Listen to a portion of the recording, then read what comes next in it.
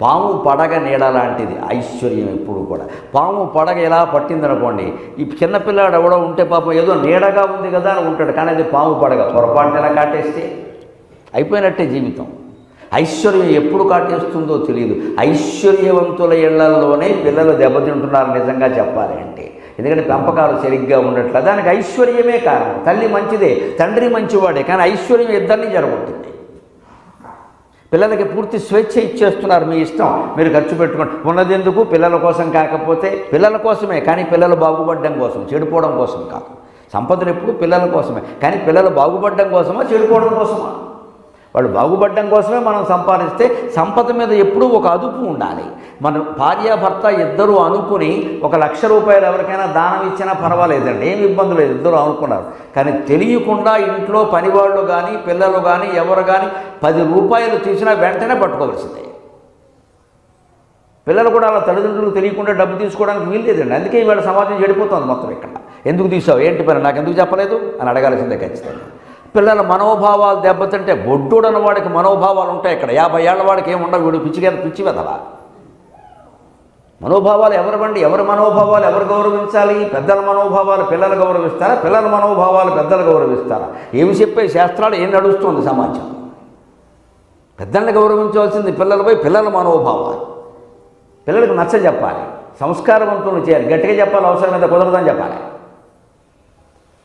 ₹10 తెలియకుండా అబ్బాయి అమ్మాయి ఎవరు తీసినా సరే అడగాల్సింది, ఇచ్చిన డబ్బే ఖర్చు పెట్టుకోవాలి, ఎందుకంటే అది వాళ్ళ సొంత సొమ్ము కాదండి. మనం తల్లిదండ్రులు సంపాదించేస్తున్న సొమ్ము అది. మధ్యమం పితృార్జితం శాస్త్రం చెప్పిన మాట, ఉత్తమం స్వార్జితం మొత్తం. వాళ్ళు ఉద్యోగాల్లోకి వెళ్ళాక వాళ్ళు పెళ్లి చేసుకుని ఖర్చు పెట్టుకోమనండి.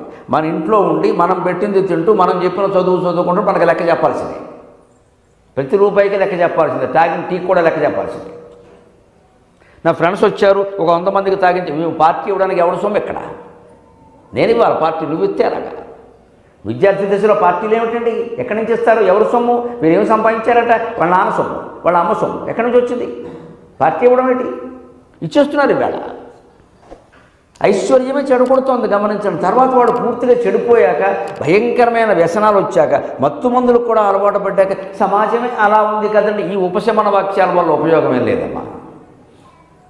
సమాజం అలా ఉన్నంత మాత్రాన మన ఇంట్లో జబ్బు పోదు. ఇక్కడ ఇరువురికి సంతృప్తి పడితే కుదరదండి. అక్కడ దానికి చర్యలు ముందు నుంచి ఉండాలి ఖచ్చితంగా. ఎవరి సొమ్మను ఖర్చు పెడుతున్నావా అని చెప్పి ఖచ్చితంగా అడగాలి, కొడుకైనా కూతురైనా సరే.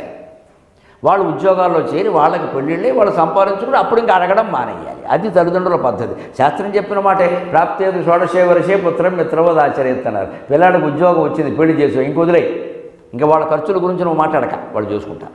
అది ఇంట్లో సొమ్ము ఖర్చు పెడుతున్నాడు, ఖచ్చితంగా అడగాలి. అంటే భారతీయ సంస్కారం, హిందూ ధర్మం చాలా స్పష్టంగా చెబుతోంది, ఎక్కడ ఎంతవరకు పట్టించుకోవాలో అంతవరకు పట్టించుకో, ఎక్కడ వదిలేయాలో అక్కడ వదిలేయి. ఇదే భారతీయ సంస్కృతి. అంతేగాని మనం పట్టించుకుంటే ఆమదంలాగా పట్టించేసుకుంటాం. వదిలేసామనుకోండి, నిర్లక్ష్యంగా వదిలేస్తాం, రెండూ తప్పే. నిర్లక్ష్యంగా వదిలేయద్దు, ఒక కన్నేసే ఉంచాలి. విషయాలు తెలుసుకుంటూనే ఉండాలి. అవసరమైతే హెచ్చరిక చేయాలి. 40 ఏళ్ల వాళ్ళైనా సరే దెబ్బతింటున్నారంటే కొడుకు, కోడలు, కూతురు, అల్లుడు హెచ్చరిక చేయాలి, మన బాధ్యత. చేయడం వరకే, ఇంకా షంటింగ్ వద్దు. ఇంకా షంటింగ్ ఉందంటే మనకు పట్టేస్తుంది ఈ జాతి, ఇంకా వాళ్ళ కర్మ అంతే, చెప్పేసాక అయిపోయింది. అదే 16, 10, 20 ఏళ్లలో బాగా పట్టించుకోవాలి, తప్పదు. అక్కడ కొంచెం గమనించాలి, వాళ్ళకి నేర్పవలసిన వయస్సు అది. అప్పుడు మేలుగానే ఉంటారు ఖచ్చితంగా, తేడా ఉండదు. అక్కడ అది ఎలా ఉండాలంటే, తీగ చిగుళ్ళనందుకొని తీరిచి దిద్దుచు మెల్లమెల్లగా సగగజేయు పందిరుల ఛాయను. అక్కడ పేద సాధనకి దాన ధర్మాలు చేసి పోషిస్తూ ఉంటే నాకు అనిపించింది ఒక మాటలో, పిల్లల్ని పెంచాల్సిన విధానం, దీనులను ఆదుకోవలసిన విధానం ఇదే కదా.